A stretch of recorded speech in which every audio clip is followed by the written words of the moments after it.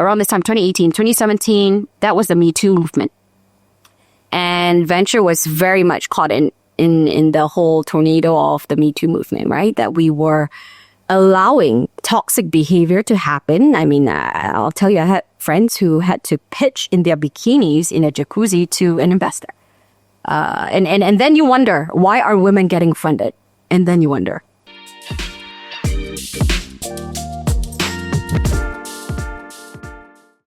Hey everyone, before we begin this next episode of the Hello Mentor podcast, I just want to say, if you're job searching or hiring, check out hiredly.com.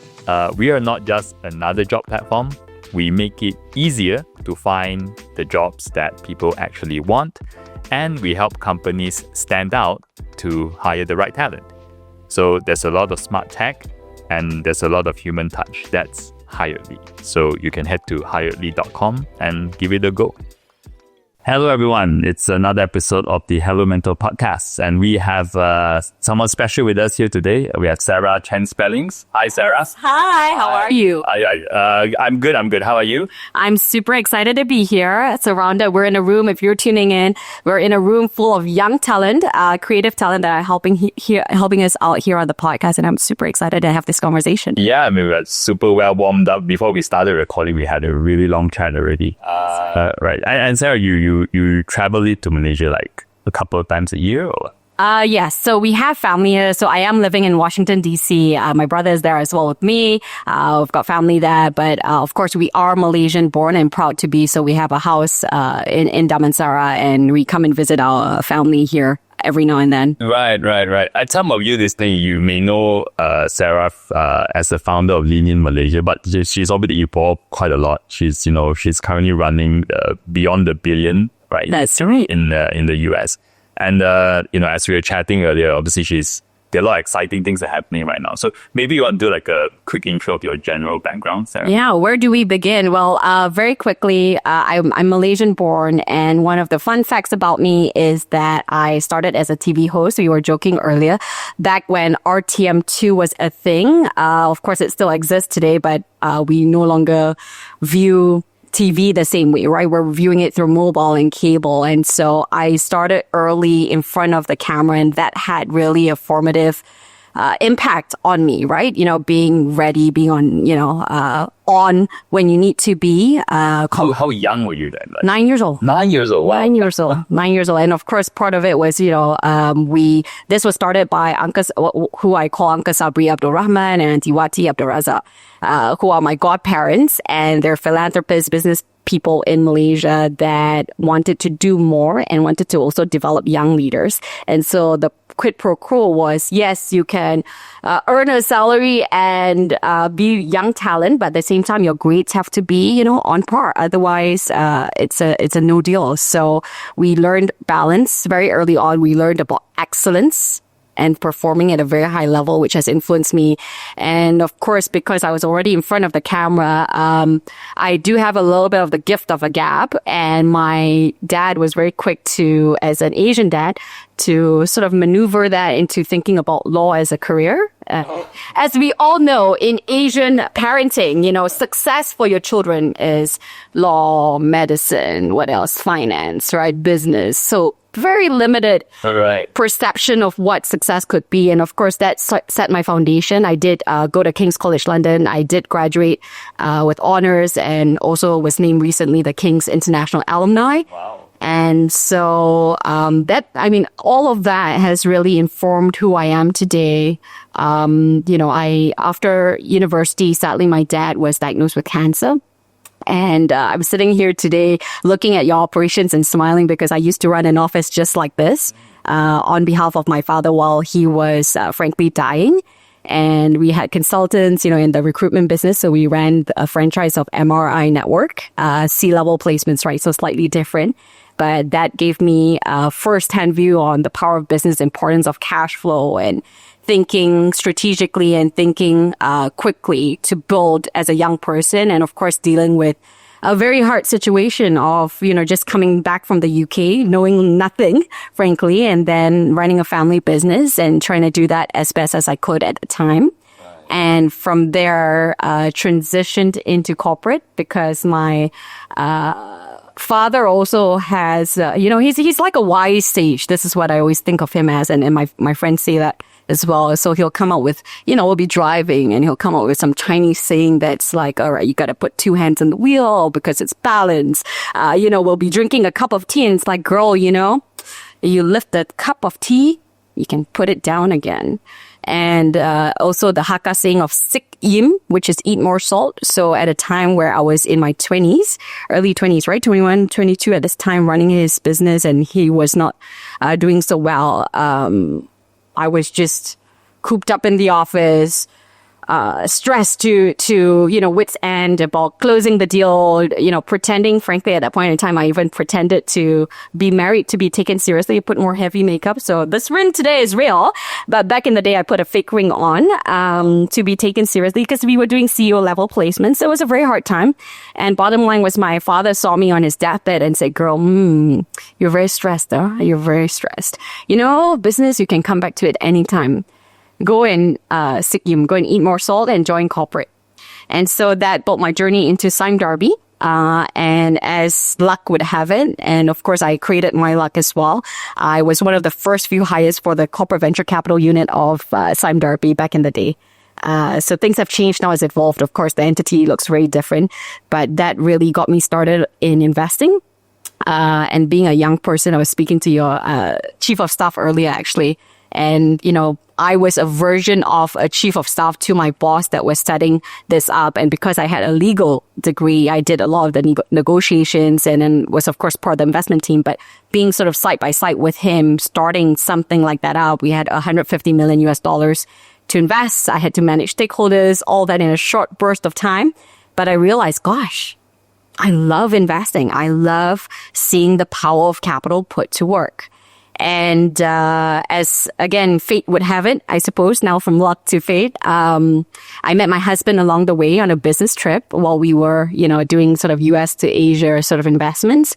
And also, actually, Sheryl Sandberg is involved with this, the founder of Lean In, but it was on a trip where she invited me to her house. And I'm cutting that short a little bit, but along the way, essentially, I met my husband and that brought me to the US where then we'll speak a little bit more about my Beyond the Billion journey. And the Lean in Malaysia part was as I was in corporate. All right. I realized I looked around me. Remember, I'm only 24, 25 at this point in time. Right. And I look around me and I realize, gosh, am I the only woman in the room? And many times I saw this happen again. And a particular circumstance there, actually. What happened was in my 20s, I was like, gung-ho, right? Like, this is like when I have to work hard in my 20s, gain credibility, do the work, build the deal flow, build my track record. And I looked around me, I was working with, great women actually that were scientists, that were technical because we were doing investments into bio-based chemicals. So I'm not a scientist. I have to work with scientists to do the deal to verify, okay, I can get the terms to a certain level. I can verify this is a good business. But from a technical perspective, I still lean on the women. But a strange thing happened. 5 p.m. every day, they would close their laptops no matter what. And they would start packing up and going, although we had a meeting at 8 p.m. It wasn't compulsory for everybody, but of course we were doing US hours. So it would be great if they could join, but it was never mandated that everybody from the team had to be there. Of course, those that were doing the deal had to be there. But the technical team, it's up to you, right? You could glean from the notes tomorrow and give us insights. But of course, if you stay, they'll be great. But why were they leaving at 5 p.m. and the men were staying around? It's because they had children.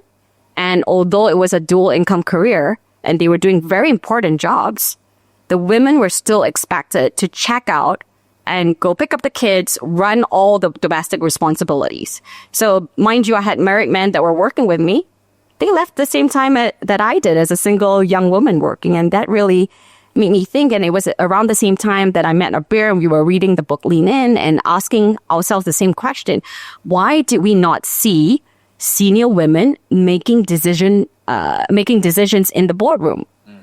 It was mostly men. And we sort of thought about the 2 and 2 and put it together in that, hey, this affects who gets to go to the corner office. And so this really sparked interest in us to see who else has done it. Has there been success stories in Malaysia? And back then when we started, it was 2015. I was saying we're celebrating 10 years and we're grateful that your wife ran a workshop 2 weeks ago at Linen. But, back then it was only 5% of CEOs in Malaysia that were women. And that had to change. I mean, we were seeing great women building, but not getting to the levels that they deserve. There was a pay gap that continues to be, as you know, more than most. And there's a real systemic issue around why women aren't succeeding at the rate and the clip that they should be. Yeah. And that's what led to you deciding you should start. Yeah. So frankly, the fun story is we started, Abir and I, we were both young corporate women, right? Our salaries were huge. So we had, we said to each other, all right, we'll put 500 ringgit each. We'll host an event at the Malaysian Petronas Club, actually, with one of the top women in Malaysia at that time, Dato' Zuraida Atan, and let's talk a little bit about it. Let's see how she built. And lo and behold, the first event, there was 100 people, and then we realized there were more and more women. Of course, you had Melissa Tan, one of my really, really good friends that helped us build Lean in Malaysia to get on the show. But more and more women were coalescing with us and realizing that they were experiencing the same thing. They were extremely hungry, extremely ambitious, but it was very clear that there was a ceiling. And so we came together to address this issue and talk about it and try to figure out how do we, on a volunteer basis, remember we were just starting out, we were very interested in continuing our corporate careers, but we wanted to do something more and had the capacity to do so. And so this was how it began. A few of us coming together is Ana Saleh, Arina Najwa, Afifa, Abir Abdul Rahim, of course, my co-founder I mentioned earlier, and Sham Ravindran, Melistan, Chian, all of us in different parts of corporate Malaysia. Some were in real estate, some were in business, all feeling that same drive and hunger to say, what can we do here? How can we do things differently? And so we took a multi-stakeholder approach. We got the support of government, corporate, so private and public sector. And that's, I mentioned early in our conversation, when you asked me what's my superpower. And, I continue to believe this to be super important as a skill set, but bringing people along with you. And for me, doing it at a global level, managing stakeholders, all the way through, right? To see a big vision, it can be lofty, a big idea, military, precision and execution, and bringing people along with you. And so, we came together and decided let's do a summit, Lean in Malaysia, launching big, bringing all the key people together to say, we need to solve this issue. It is policy. It is corporate playing a role in hiring women, bringing them back from the workforce. One of the biggest issues that we have still today, right, is women dropping out from the workforce, the funnel being leaky as a pipeline. So they would, build till a certain level where, frankly, at that time, call it your 30s, 40s, men, that's considered this is your peak performance time, right? But it's the same time where our biological clock is freaking ticking. And we're not today, I think, living in America. I mean, the conversation is very different in terms of options for women, freezing the eggs, all of that. And it's an important conversation to have, but a lot of more traditional, I want to say, growing up here as well, right? The expectation is that women are the ones to take the step back, have the children, do the domestic responsibility, and take it from there. And so that one event, we had 1,000 people show up. So then we realized, gosh, we are on to something. It's not just us 10 women, 20 women coming together in a circle to speak about these issues and to strategize how do we succeed. But the whole of KL and wider Malaysia, we had women flying in from Johor, from Kelantan, and all of that coming in to talk about how do I succeed. And so this, this drive has continued on in my career, in my life, in many ways, because of that one experience of building Lean in Malaysia in the early days. I mean, we had to raise money, right? I remember we're all corporate women coming together. We're not like Melinda Gates, right? Okay, 100 million tomorrow for you and you and you to solve this issue. We had to, speak to the corporates. We needed to speak to Talent Corp and all of that to say, okay, what kind of support could we have here? Of course, the Ministry of Women under Dr. Shahrizad Abdul supported us in a huge way, right? To get us off the ground and to really mobilize meaningfully. Because what I will say is back then there were women movements, right? But to address the urban, the professional Malaysian women that wants to succeed in a specific way, right? There was a big gap for that to be addressed. Yeah. Right. I want to kind of like, there's lots of little nuggets in there. I want to ask some questions about women in Malaysia. I would really love to go back to your childhood quickly because there are a lot of interesting stuff that came out of that. So you mentioned just now, just specifically about like women and careers, right? It'll say like careers, they typically peak in their 30s and 40s. And obviously that's when the biological clock of the women is also running, right? So what kind of advice would you give to someone who's in that situation? Ooh. Okay, so I want to also contradict myself. This is going to be a very spicy conversation. I don't know if you're ready for it. I'm going to contradict myself often.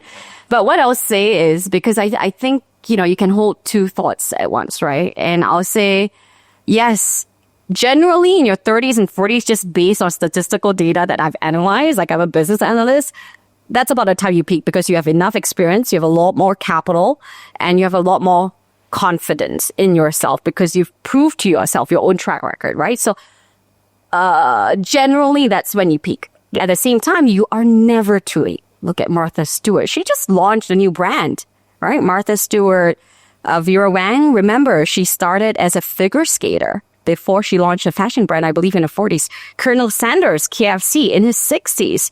Roy Kroc, McDonald's. If you all haven't watched one of my favorite movies is The Founder, about how McDonald's was built, and it actually was because of Roy Kroc, and he was the one who created the franchise model and the real estate model. So McDonald's is really a real estate play than a F&B play, which is really, really interesting. But it's never too late is my point. But my advice my advice for a young person who's listening to this is, look, I think your personal and your professional life is always going to be a tug and war.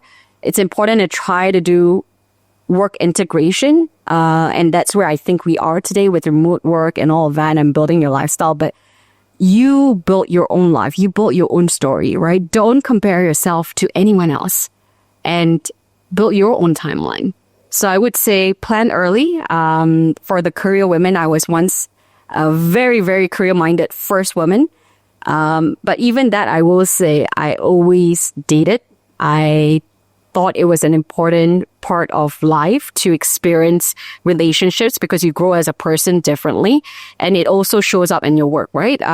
Esther Perel, one of my favorite podcasts, she is a huge therapist globally. And she talks about the power of relationships and how we always, and this is something what I'll say about Malaysia and the working culture. In Malaysia, I grew up wanting to be like taken so seriously at work, right? Because I'm young, I look a certain way, I speak a certain way. I was very worried about being taken like less seriously. Like, oh, she's only the marketing person. Because she looks like this, she's only good for brand. But I was doing finance and I'm interested in, building my track record and being seen as a serious investor, which I built to today.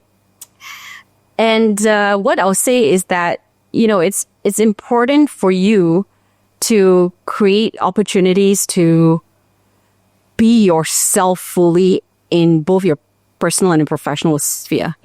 Because what I did, what I'm leading to is because I was so fixated on being taken seriously, I tried to dodge personal relationships, even friendships in the workplace. And because I was dealing with Americans, they're very, jovial. Like they do want to build relationships outside of work, have drinks, that sort of thing. And I'll mention a specific name and he won't, be mad about this. Brian Kahn, he was one of our investees. So we invested in his company. He was a CFO at the time. And he was one of those that was very eager to build a friendship beyond just the deal. Initially, I was like dodging left, right, because I'm like, hey, I'm a serious, young professional. I'm your investor. I don't want there to be any like conflicts where there's favoritism, whatever. And there's a balance of that. But I was also cognizant that, hey, this is a real, true potential friend that eventually I said yes. And, of course, I've long left my corporate career, but today he's, one of my biggest supporters still in different ways. He opened doors for me. We were, my family and I were traveling, and then we met him and his wife. Like, it's been such a special relationship where I can just call him any day and say, hey man, how's it going? Like, oh gosh, things are rough. Like, what would you do if you were in my situation? Do you have somebody that could be an LP here and things like that? And so what I would just say is, be open to evolving as a person as well. Right. And it's okay to merge your personal and your professional sometimes. There's limits to that, but plan for it, right? So this is a long way to answer your question on like, okay, so you have to give birth and then you have to also succeed in your career. Of course, remember, not everybody wants to have children, so that's okay as well. But in that event, you have more flexibility, great. But if you do, then, plan, have a good partner that is a 50-50 partner. And it's really hard to find someone, as I hear these days, that are 100%. Neither are you, but, as you know from your marriage as well, marriage takes hard work, right? It's on my wedding day, one of my mentors actually, and I want to speak about him a little bit later, he said this to me and my husband. Marriage, it's like a beautiful garden. The wedding day, so we had our beautiful wedding, my beach wedding, and he was looking around, it's a big place. It's a beautiful place. It is a big garden. And in this garden, it takes time for you to nurture the garden. You gotta water it. You gotta make sure it has sunlight. And together, only with hard work, with the gardening together, that it will blossom. And there are seasons, right? Now I'm adding a little bit, but as I think about life and gardening, there are seasons for flowering, seasons for rooting, seasons for growth. And I think about that in sort of merging the personal and professional. And so give yourself, the biggest gift you can give yourself is time.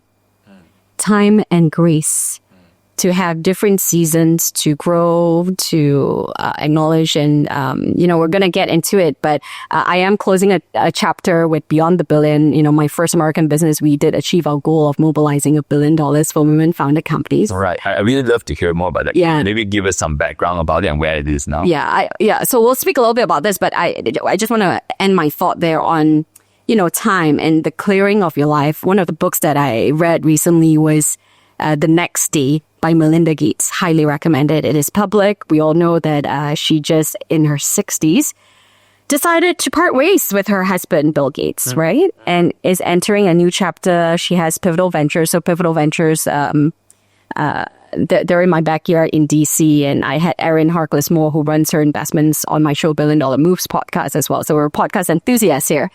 But she talks about the clearing of your life, right? That in life, talking about the seasons there, we forget that it's important to also give yourself that time to transition from one thing to the other.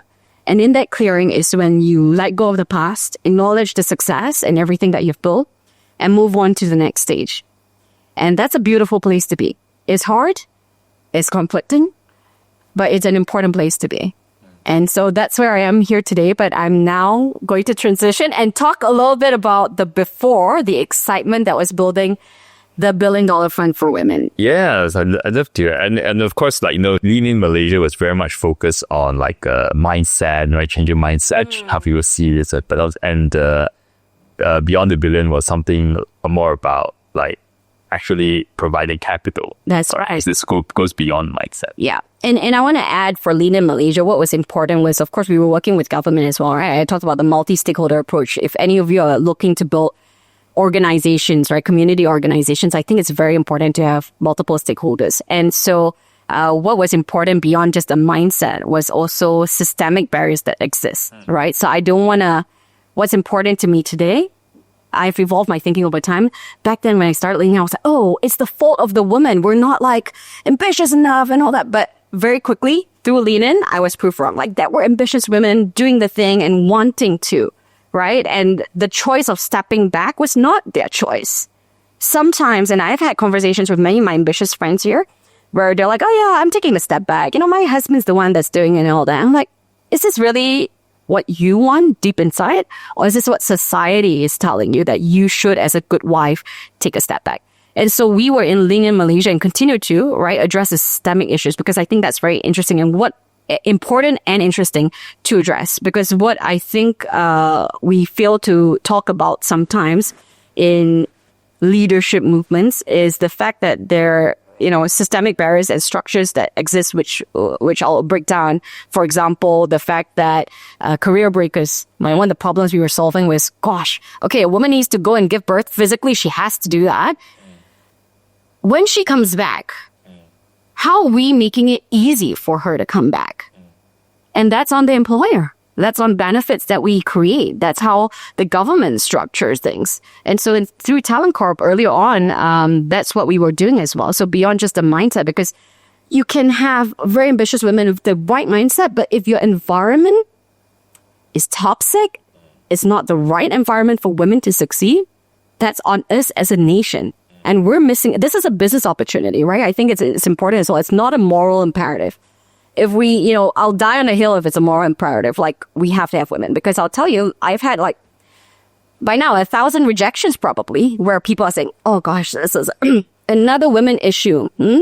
Especially at this time, diversity, Sarah, is not popular today. I don't want to talk to you about it. No. I'm very, very, very real about this, right? And so we cannot just like climate, it cannot be like, culture shaming, blaming and all of that. It has to be through I believe, at least, this is my opinion, justice still applies, equality still applies, but it's also a business and economic imperative that when women succeed, we as a community succeed and the nation succeeds, right? In a time where it's so competitive, how can we miss out the ideas, the innovation of 50% of the population? We're missing out there. And so that brings me to Beyond the Billion, which started as the $1 billion fund for women. So remember, I was in my late 20s at this point in time, right? Decide to take the leap of entrepreneurship and just immigrate, right? Like I was building my career, Lean in Malaysia, I was already known and all that. So it would have been easy. The easier thing to do. I never do easy things, Derek. I don't know why. Can't tell, yeah. But I just decided, gosh, I want more. I want more for myself. I think I deserve more. I can do more. I have the capacity to do more. And so we had a couple conversation, right? As I'm sure couples do as you're planning your big life decisions here, where's best for both of us? And so Washington, D.C. was it, right? D.C. is not exactly the best for me, but I'm in the U.S. We can take flights. It's fine. Like if it was left up to me and I wanted to really pursue venture capital, it would have been probably Silicon Valley, right? Silicon Valley, maybe New York. D.C., government central. Is that really the best place? Policy, regulation? No, but I made it work for me. And so I took the leap of entrepreneurship, the biggest one, immigration, to a whole freaking new country. And remember, I walked through my background a little bit. I didn't exactly go to school in America, right? I didn't go to Wharton or Yale or something where I had friends I could call up to say, hey, can you give me a job? Can we figure this out? I had to work my ass off. I had to hustle and I had to build my whole network from scratch. I joke that my only friend at that point in time was my husband. And you and I know, that's a very dangerous place to be. If your life partner is your only friend. So I had to build my relationships. And what I did was even as we were doing long distance, so we did long distance for about 9 months before he proposed to me. That's 24-hour flights, by the way. All right. So we had to be serious. Where was he based at the time? DC. All right, using his and your mother. I got it, yes. So we did the back and forth, both of us. We took turns. And then in those times that I took the trip there, I took meetings. I called people like Brian Kahn that I mentioned to say, hey, who do you know? And actually, one of the first people that I met that to help me out in this chapter was Tate McDonald, who was opposing counsel on the same deal that we were on in America and investing in America when I was in corporate. And what I'll say is, that's an important point. In work, take your work seriously, but don't forget there's a person behind the deal. Because those relationships, right, the world is small. You never know. Roles will reverse. just don't be a toxic person. Be kind and have a high work ethic, right? High level work ethic, because you never know. Because then, look, I was the one in need. I wasn't writing the multi-million checks anymore, right? That was, getting approvals from my boss and internal investment committees and all that. I was in the need. So I was not afraid to ask for help, to say like, hey, this is my background. This is what I'm looking to do. Do you know anyone I can speak to? And so one conversation led to the next and next and next and the next. And like 100 times I had probably, 200 meetings or something like that to find the next opportunity. And rejections along the way, of course, because as you know, in the job market, America is very competitive. I didn't, other than MRI Network, which is an American brand that our family owned part of for the franchise, I didn't really have an American brand on my resume. So it was really hard to break through. And so through the multiple conversations, I realized like, oh, okay, this one looks interesting. And that one looks interesting. Let's see where it goes. And so I met my co-founder actually for my next thing, Shelley Porteous, at the Four Seasons Hotel. I remember this over breakfast because I started seeing her at events, right? So I put myself in positions where I would most likely meet people that I'm interested in working with, or, that could potentially open up opportunities for me. And so I kept meeting her again and again. I managed to get myself on a board of a organization called Beacon DC that was a multi-partner sort of organization between Google, Georgetown University, and the government of Washington, DC at that time to get women in leadership, right? Women entrepreneurship. So I was a board member there and she was an advisor. So we kept seeing each other at events.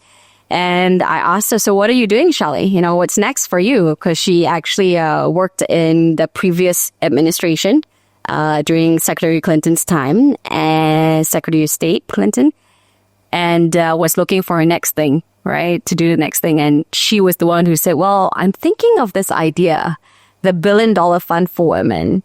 And I was like, well, what is that? And essentially, she talked about how she herself at this time, she's in her 60s, right? So she's had multiple careers. She's been a serial entrepreneur, investor, and through, she shared her experience of how women were still getting like the short end of the stick. The fact that women were with great ideas, all the traction, all of that, and still were not getting funded. At that time, in America, less than 3%, it was 2.2% of venture capital was going to women-founded companies. All female-founded teams. And so what's the disconnect there? If there are great ideas, great opportunities for women, and yet the funding doesn't match that, what's happening here? And so as I went down, I spiraled into, what is this problem here, right? So I get obsessive. That's one of my good and bad traits. I get obsessive about something. And I just could not compute, right? Here I was in Malaysia. I thought it was our culture.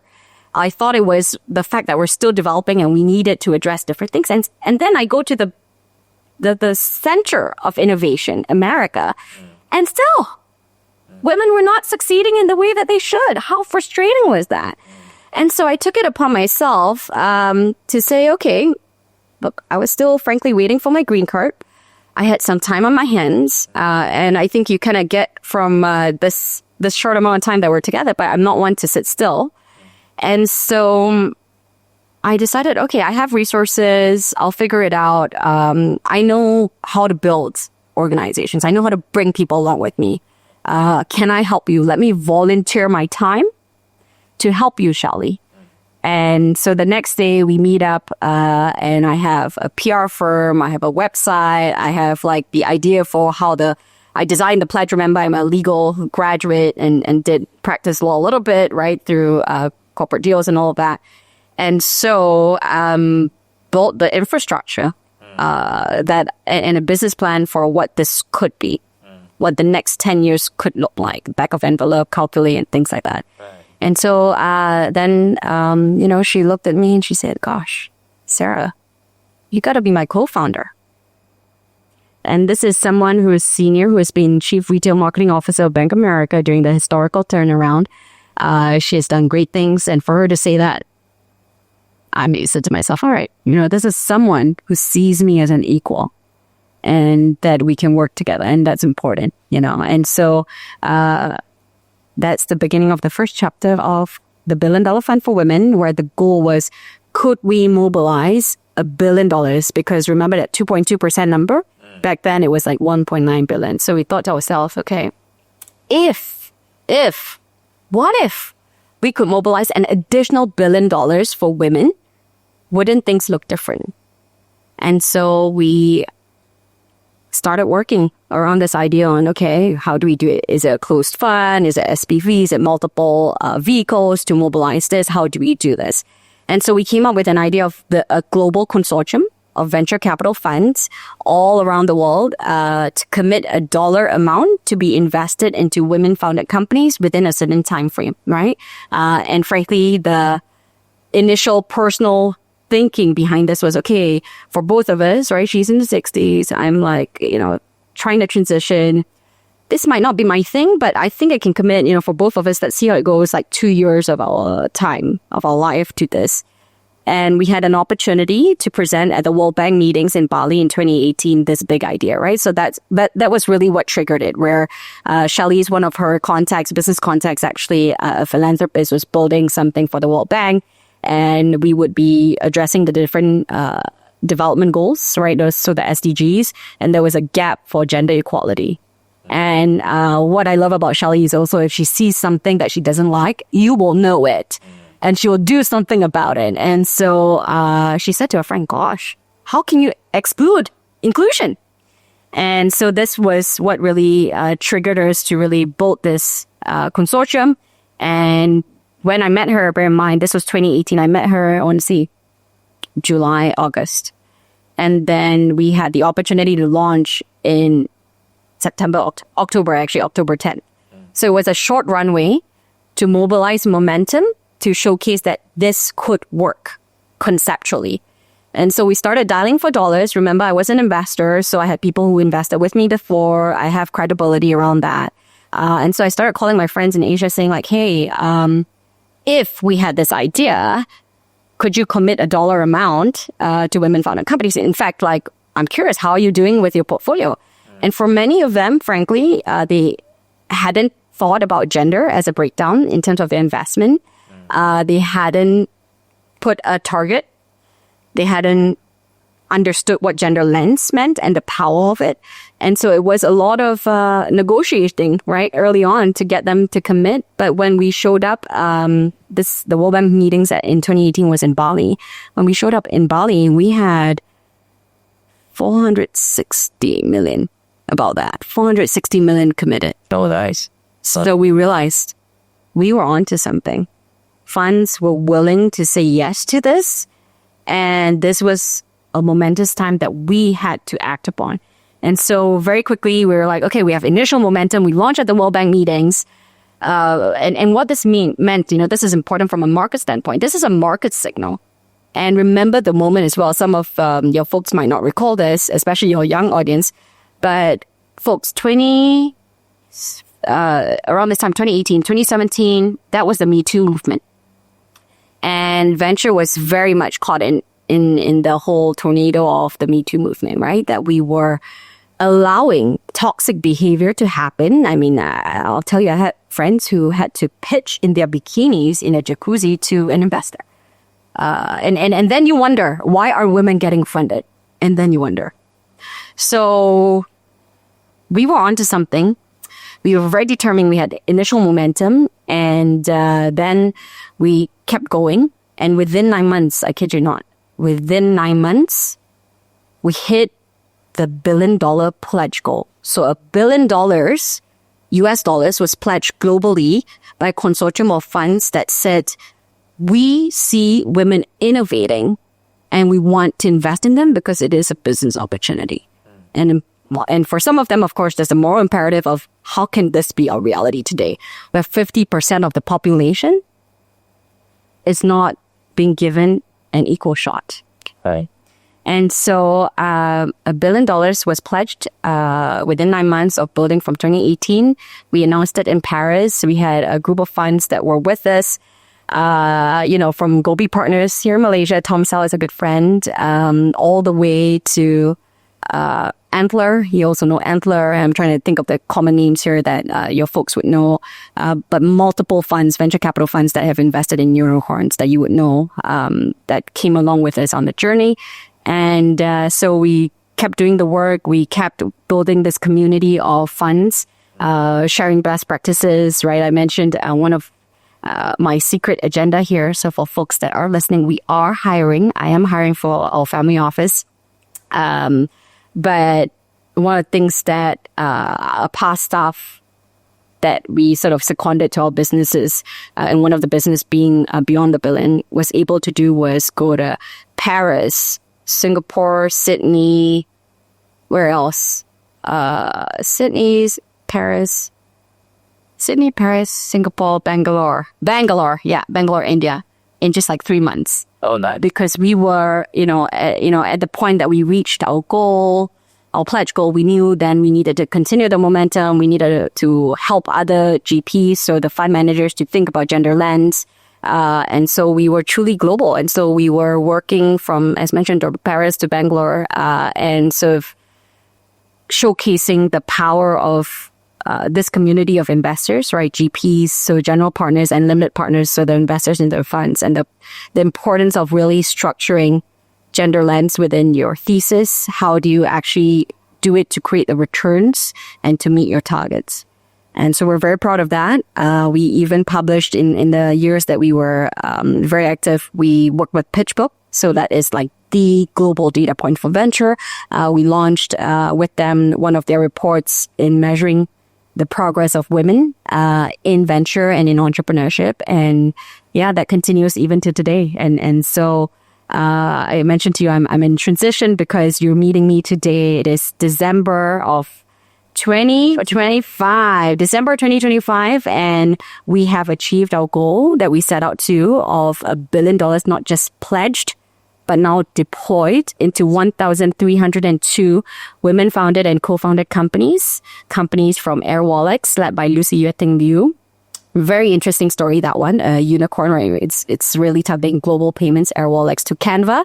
Some of you probably use Canva today. Melanie Perkins, so our partner fund, Blackbird VC, Rick Baker, was one of the first investors into Melanie Perkins when, frankly, if you can believe it, she was rejected over 100 times. And now is a multi-billion company. And we're very proud of everything that our partner funds have done and the work that's been done here in the last few years to get to this goal. And I think I mentioned early on, I had a 10-year plan, right? So we are ahead of target. We achieved it faster than we thought. And I'm excited for my next chapter, right? I've learned so much. I've also evolved as a person over time in learning from my different partners, and I'm grateful for that. All right. Yeah. And would you be able to share what that next chapter might look like? Ooh, next chapter. So, bottom line is I continue to believe that we are all better when women succeed, right? So that has been the theme of my life, the through line. And I am passionate about it. And so it will inform part of my thesis of what I do next, where women continue to succeed, and women, wealth, and innovation continues to be the 3 pillars of my life. And I'll continue to work in that space, of course, in investment and essentially leveraging the power of the Great Wealth Transfer today. And if you don't know what that is, the Great Wealth Transfer, one of the opportunities, right? To me, what the solution is to getting more women funded is also having more women as check writers, which we are seeing increase. And today, we are in the midst of the greatest wealth transfer of our lifetimes, where baby boomer wives, so the generation of baby boomers, unfortunately, this is such a reality where the women are outliving the men, right? So the spouses are also passing on some monies through inheritance. Women are getting a lot more successful, right? So it is a confluence of all those things. So women earning their potential, inheriting their potential. And with that wealth, this is $100 trillion. the power of what they can do. I mean, the last year there, what I've been spending more of my time on as I thought about this transition is really working with what I call the matriarch, the modern matriarch. Where, I have friends that have had good exits, some of them that we've invested in, where they've made $100 million, for example. And so then they have opportunities now to say, what can I do with my wealth? And part of that is addressing this issue of the imbalance that still exists in business, that hold great women with great ideas back, right? And so I'm excited for my next chapter to continue investing, to continue working, alongside family offices to do this work and execute at a big, big scale. So stay tuned for that, but it is very big names that I'll be working with. I'm excited about investing, allocating, and using. I ultimately believe in this. We are living in a capitalistic world, and the power of capital to unlock impact at scale is where it's at. And so that's what I'll be spending most of my time on. And I'm excited to come back maybe, when I next come back and visit my mom in Malaysia and my friends here. We'll speak more a little bit about what this next chapter has built up to become. But I'm excited to grow continuously and to learn in this chapter. Right. And then sounds like the central theme is like women supporting women. Women, wealth, and innovation, right? So the themes of my life for the last decade, and I think at least for the next 5 to 10 years. I mean, we never know if life changes and all that. But I truly believe in these 3 pillars, right? Women succeeding, using the power of wealth to create change, and innovation. Those are the biggest opportunities of our generation today. Look at how, even the landscape of Malaysia has changed with the power technology. And that is obviously my phone. Oh, is that your phone? No, I was actually wondering, like, hey, well. Right, so this is like the biggest faux pas. I always tell my own guests to. It was like a. It is my plumber. Why? Yeah, this is like. So I'm back here solving like how. So, okay, this is like a fun part of life though, right? Like this is talking about your personal and your professional. I'm managing the construction in my house right now because it is, in need of work. And so people ask me, Sarah, why are you so busy? My plumbers are calling me. No, I was like, I've heard this like really soft, like background music. Oh, what's happening, right? Guilty is charged. Sorry, guys. Sorry. Actually, I was going to ask, so you mentioned that, it's the 2.2%. Of companies funded are like women founded and all that. How would you, if I don't know what's the right way to ask this question, right? So if there are women out there who are considering on being an entrepreneur, but if they are holding themselves back for whatever reason, I don't know how they should answer this question for themselves. Should I step out and do this, or should I just stick to a good corporate? No, you must persist. Nevertheless, she persists. That is always my answer. You must be willing to do hard things. And look, statistics are statistics. Don't let yourself be dissuaded by the reality of today. What is it that I always say? Some men have said to me, oh, Sarah, women don't do this. I'm serious. Women don't do that. I've been told this. They don't do it well. And I said, well, men haven't in the past, flown to the moon. We're in space now. So what's different here? What's different about the equation? As society progresses, we need to progress ourselves. And so for the person who's thinking about, should I put myself out there and get funding? First of all, it's a whole conversation on the technicalities of, is venture capital the right thing for you? Is it the right type of funding, right? So that's important. And this is whatever gender, right? People think, and I'm in the Valley, also back and forth. I'm in San Francisco and all that. And there is a bit of a Kool-Aid where the view is that, if I raise X amount of dollars, if I raise venture capital, I'm successful. But I can tell you, I've had friends who've raised venture capital, exited their business, and are still having to work because they didn't structure the equity correctly. They gave too much of their cap table away. It was not the right form of capital for them. And so it is a whole discussion on, first, is this funding right for you? If it's not, there are many other options. if you're a lifestyle business, think about cash flow. Hey guys, cash flow is very, very important and has been the core of businesses that has been the backbone of our economies, right? Your customers are your most important validation point beyond your investors. There's debt as well, right? If that's an option that's available to you, think about all these friends and family around, so on and so forth, before you think about the institutional venture capital. And yes, it is, it gives you scale. There's a lot of pros to it, but it is first important from a technical standpoint to understand, is this the right kind of funding for me? And if so, then of course do it, right? Like, just because the reality is like that. If, this is what my dad used to say, right? Like, business is so hard, but if you're not willing to do hard things, nobody start business, right? Everybody will be, doing the same thing and we wouldn't progress as society, right? And so, I would say to her, if you're determined, look, the world, there's enough doubters out there that you shouldn't be one of them. And you should be strategic, plan for it, have conversations with the right people who have walked, and this is very important actually. I've had, this is called the Hello Mentor podcast, right? And I was thinking about mentorship one day and how I actually really struggle. I have a lot of mentors, but I struggled over the years to feel like I was adequately addressed by a mentor, because they didn't necessarily walk the path that I want to walk. So they can give me ideas. It is based on the lens of their own journey. Remember this, right? If someone tells you you can't do something, it's not because you can't. It's because they can't. It is their limitations. So don't let somebody's limitations be put on you. And in fact, I know my brother's going to come on. I'm super excited for this. My brother's going to come on soon, but he actually said this to me because I was asking him, hey, Cole, as we plan our year next year, and we're dealing with a lot of chaos right now, but what's success? And now you've already done everything, right? So, my brother, I wrote in my journal when I was younger, how do I be as great as Coco? That's my greatest achievement, right? If I be as great as Coco. And he said, I look at all these people.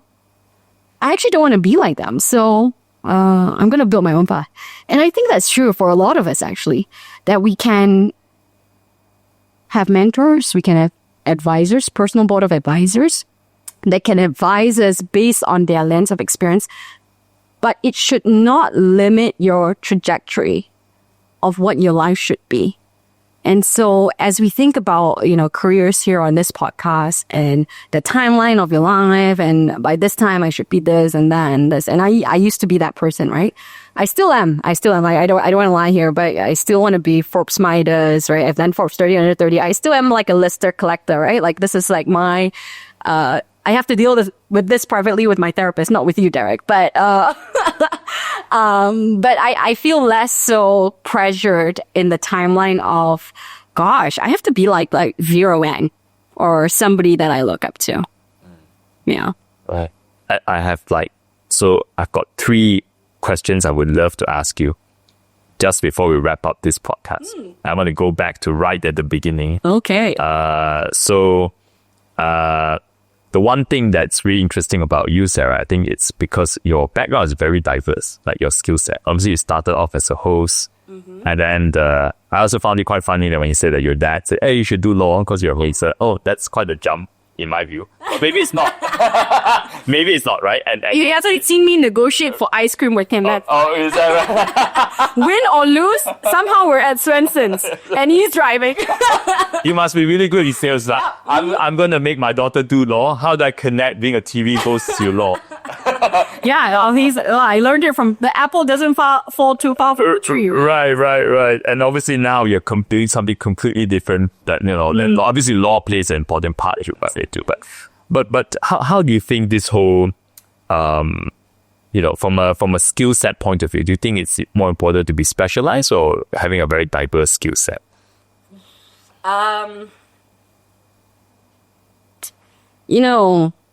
This might be one of those where I hold 2 viewpoints at once, 2 contradictory viewpoints at once.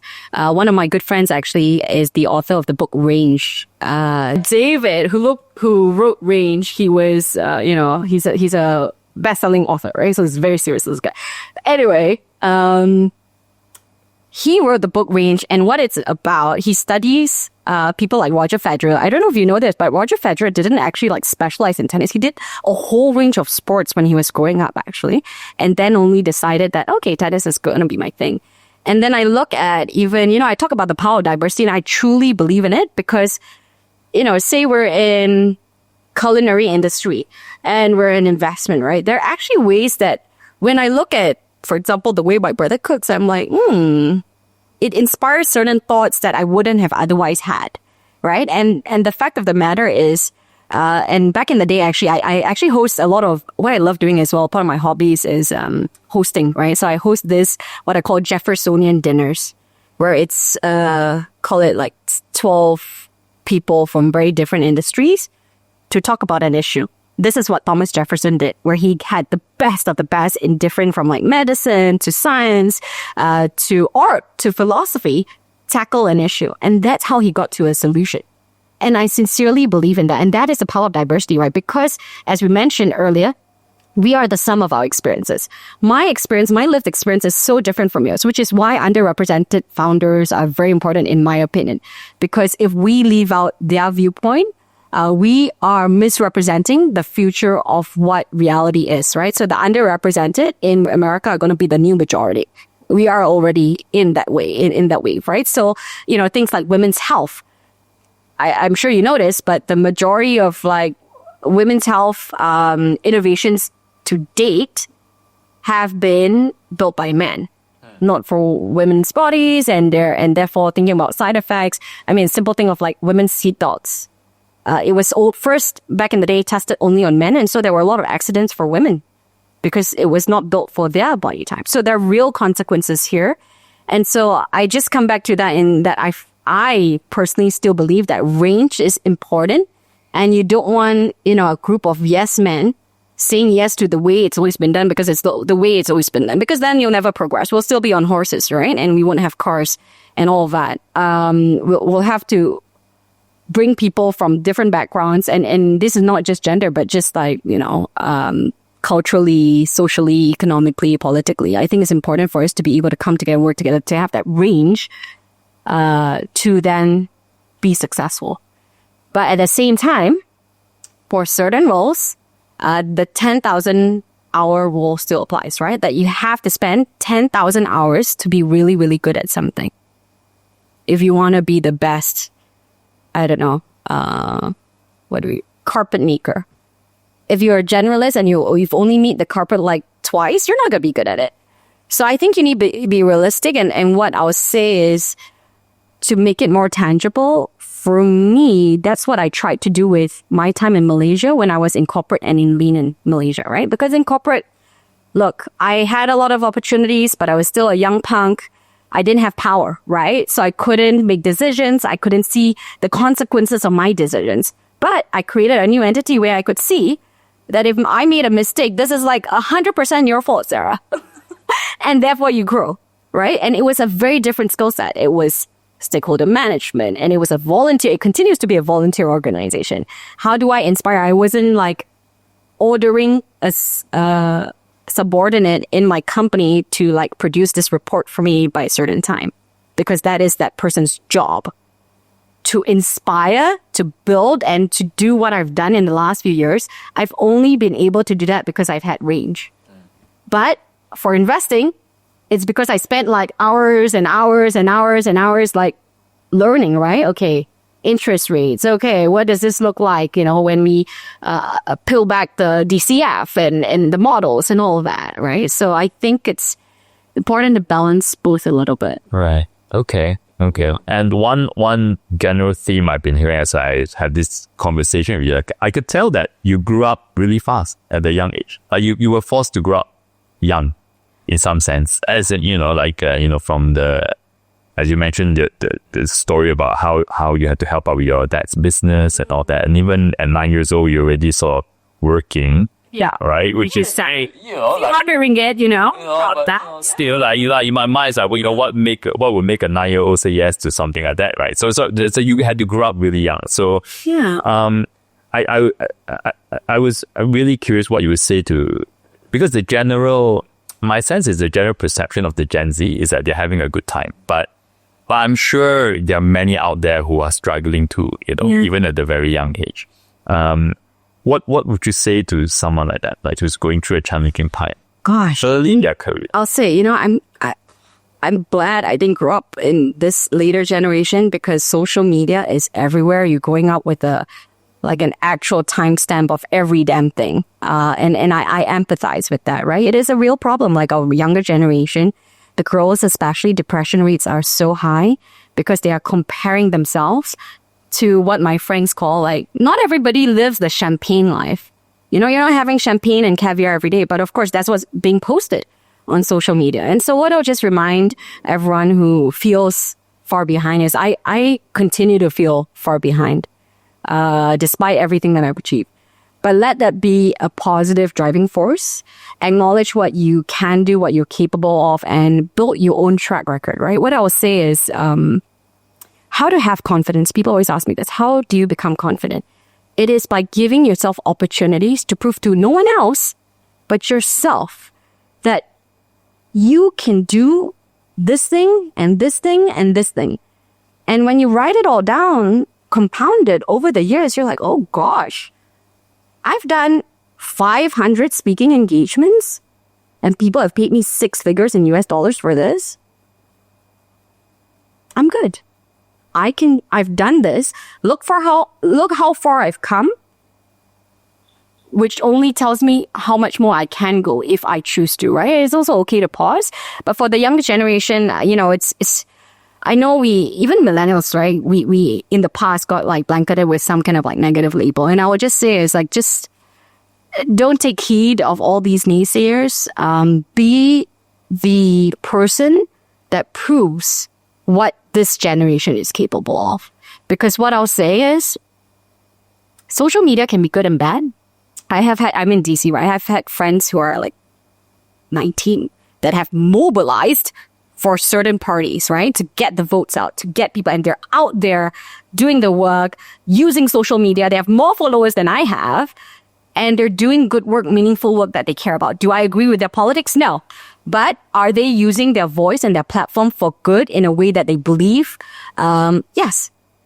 And so never underestimate the power of your youth as well.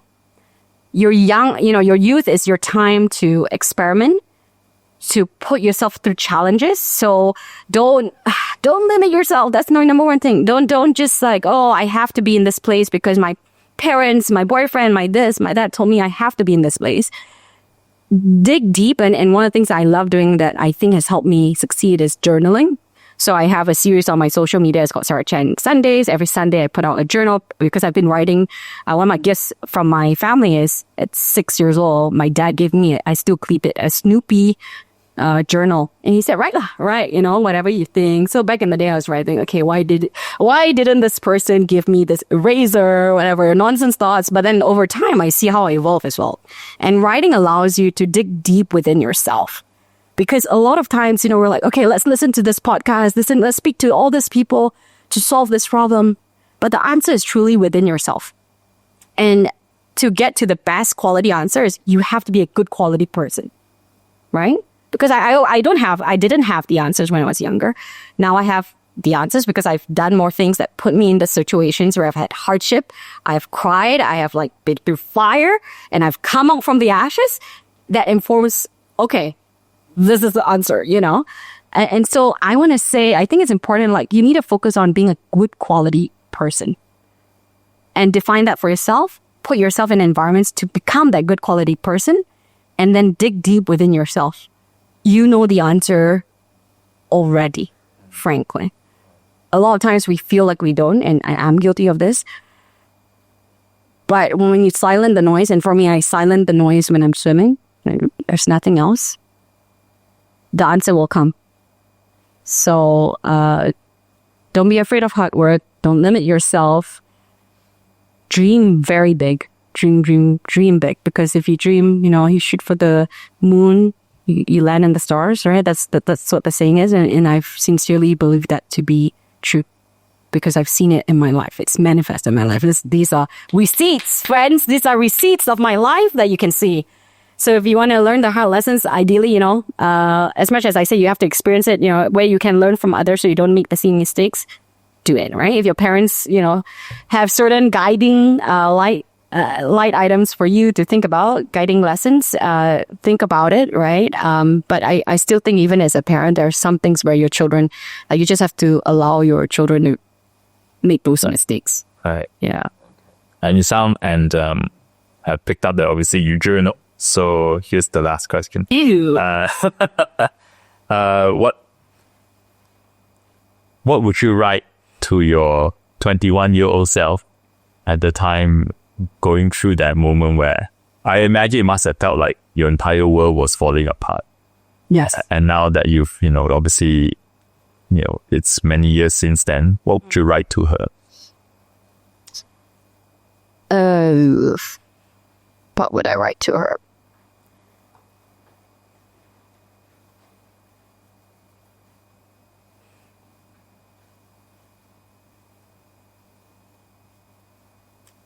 That it will be okay.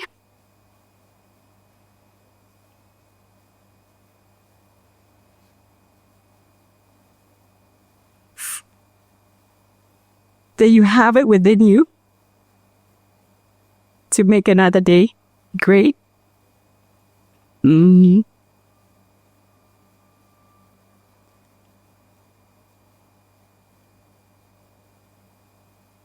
That life throws you different challenges to make you stronger, because God is preparing you for greatness. He will use you, use your voice, your talents to show you who you are, who you can be, for a purpose larger than yourself. And that in itself, my dear, is the greatest gift.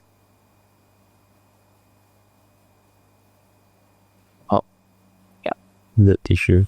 Yeah, we need to. Thank you for sharing. Sorry, it's been a while, and we're going through a similar time, so. I know. I mean, one thing I find quite interesting. Is my makeup waterproof? You look. One thing I find a lot of entrepreneurial personalities, quite a large portion of them went through a very challenging childhood. I mean, challenging for different reasons, right? And you have to grow up really fast for whatever reason. And I'm always wondering, it's a moment that sort of Oh, yeah. Multiple moments. I think every day, someone just asked me this, because I'm back with my lenient girls, and I will become some of my best friends. And then they're like, Sarah, do you ever feel like you're failing? I'm like, holy smokes, I feel like I'm failing every day. But that also means that your standards, my standards have become super high, higher and higher of myself, of everyone, and all that. And so if you're not failing, you're not trying. And I think that's a very important thing to recognize that. And one thing I would say, the gift of America is, and why, someone asked me also about innovation in America. Why is it that Uber, Twitter, Instagram, some of the biggest names are still American? And it is the ability to fail and fail again and rise up. Failure in Malaysia, I still feel Malaysia is actually, I came back and I'm kind of still culture shocked by it. It's so judgmental. So judgmental. Your aunties, your uncles, they all have their opinions and all that. And it's because it's a small market as well. You're careful where you are and things like that, where you're seen.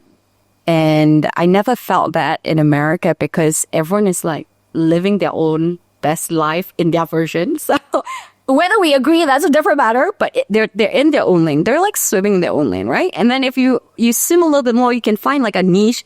I kid you not, I have a friend, I was just sharing this to my mom. She is an amazing illustrator, and people pay her they drop the G's for her to be at events to sketch. And she makes a living out of this. She's so talented, it's amazing.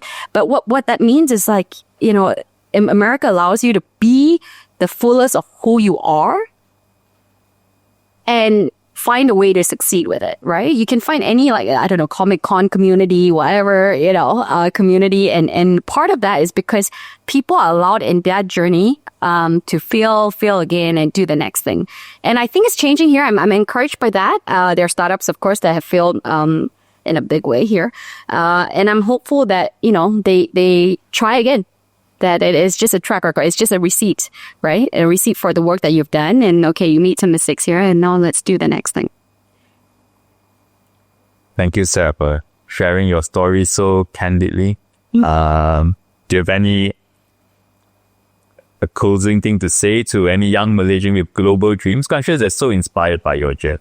Can I give a sales pitch? Because that was my secret, not hidden agenda. Please give a sales pitch. Guys, we are hiring and we are here at Hiredly for a reason because I've been very impressed with what you've built and especially with the younger generation. I know you came from Robert Walters as well. So saw probably the gap there, right? And I was saying this is a real pain point. We need more young people that are ambitious. I mentioned one of the opportunities that our previous staff was able to do to be in Paris, Singapore, London, short amount of time with us to build. But what we do is we have a version of the media investment company, and we need somebody who's ambitious, hungry, and has that it factor. And what I mean by this it factor that I'm looking for is someone who is the Malaysian word is like cakap and smart, and is able to see an opportunity for Abang Brian, who you'll hopefully listen to the next episode. So Abang Brian, my big brother, is a celebrity chef, and he's been very successful in creating his brand. And we're looking for someone to champion our brands, right? So we have our podcast as well. So mine is Billion Dollar Moves, where I interview unicorn founders, billionaires, unicorn funders all across the globe. So I've had the founder of YouTube, Steve Chen, to the investor in Canva, Blackbird on my show. And, we think that's a huge opportunity. We second this person if this person's showing us what can be done to our different companies and business interests as well. So you'll work very closely with the principals and, look for more information on our Hiredly link, which we'll link below. I love perfect way to end this episode. Yes. Yeah. So the Hiredly.com/ we'll give you a short link. Perfect. Yes. Hiredly.com. Well, congratulations, Derek, on everything that you've built. I've been so honored to have this conversation. Yes. Thank you. Thank you for being here, Sarah. Thank you.